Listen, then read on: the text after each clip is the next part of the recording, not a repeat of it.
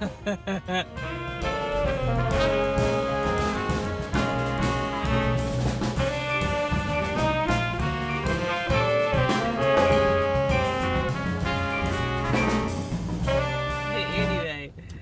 oh my goodness, that song has been in my spirit for like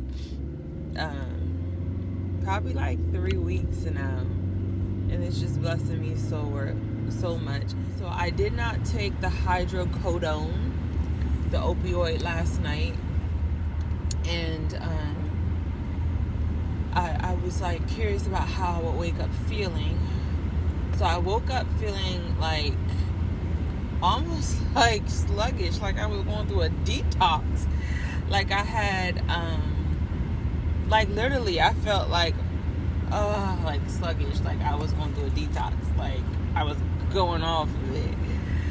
And I feel like that's a sign, like you need not be taking any hydrocodone, oxy, whatever.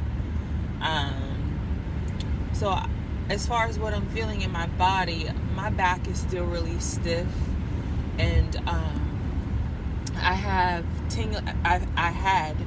tingling and numbness down through my foot, and just slight pain in the left back and like thigh area where the sciatic nerve is.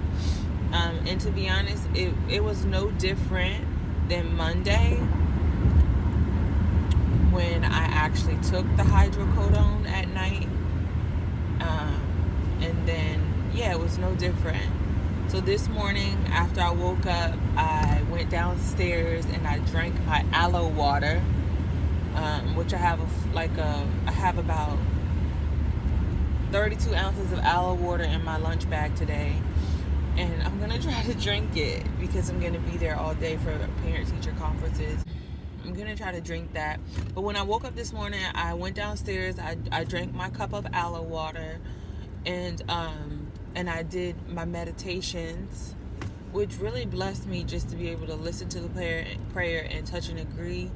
And I think this morning's revelation for me, when I was like listening to this testimony on YouTube, my biggest revelation this morning is that my religious behaviors, and God has been talking to me about being religious, my religious behaviors are like dirty rags to God. So you can't get anything by God. Like, you can't get or manipulate God by doing things just out of religious nature. That's not a relationship with God. Like, He really wants to hear me, hear me, and hear from me daily, hourly, minute by minute, especially when I'm going through and feeling pain. He doesn't want me speaking out my pain in a negative sense. He wants me speaking over myself and crying out to Him. So yes, it's all well and good to go to church. It's all well and good to serve God. It's all well and good for me to be there for my team members at my church. It's all well and good for me to sit through the Sunday and Wednesday service. It's all well and good for me to go to the Saturday corporate prayer. It's all well and good for me to set up my community service events. It's all well and good for me to carry out my mission from God, through God. But if I do all of that and I'm just in like a robot, like a machine, just doing all those things constantly, and it becomes like a religious pattern. Religious in the sense of meaning over and over and over again. Like, that's the definition of religious I'm using. So if I keep doing that in a religious nature and then crowding out the voice of God, those things become like dirty rags to them. He doesn't need me to do those things per se out of religious nature.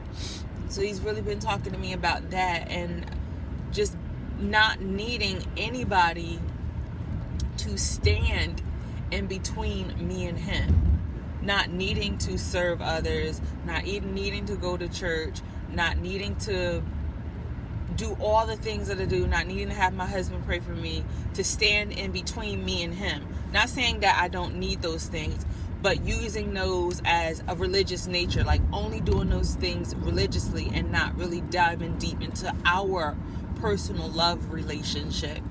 He doesn't want me to do that. My religious behavior is like dirty rags to him. He doesn't need them. Nobody need dirty rags. After a while, they start to stink. After a while, they have bacteria. A dirty rag is not effective for anybody. Nobody wants a dirty rag. You know, when you first get the rag, you get it out of purpose and sometimes necessity. But if you keep doing those things, forgetting about its original purpose and taking care of it, then it's going to be of no use. So, truly this morning, I feel excited. I feel excited about what God's going to do as I continue to pray and fully immerse myself in His Word, in His presence, and just ridding myself of religious behavior and rituals. I'm really excited. I get emotional thinking about it.